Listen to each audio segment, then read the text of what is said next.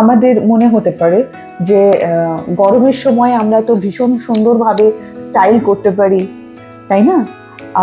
গরমকালে আমরা নানা রকম ফ্যাশনেবল ড্রেস পরতে পারি, কিন্তু শীতকালে আমাদের যেন মনে হচ্ছে মানে অনেক সময় বলতে শুনেছি যে শীতকালে বিয়ে বাড়ি, অনুষ্ঠান বাড়ি পুরোটাই নষ্ট হয়ে গেল।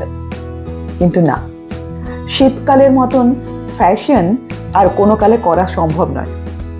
হ্যাঁ, শুধু একটু জানতে হবে যে কোনটার সাথে কি ধরনের জিনিস আমরা ব্যবহার করব। যেমন ধরুন, সব থেকে বড় কথা, আমরা যদি শাড়ি পরি, কেউ শাড়ি পরতে পছন্দ করেন, এখন সেটা কম বয়সে হোক বা বেশি বয়স, যে কোনো বয়সটা ম্যাটার করবে তো ডেফিনেটলি, কিন্তু মানে এই যে পোশাকটা, শাড়িটাতে কোনো ব্যাপার করে না, আমরা প্রত্যেকেই সেটা পরতে পারি।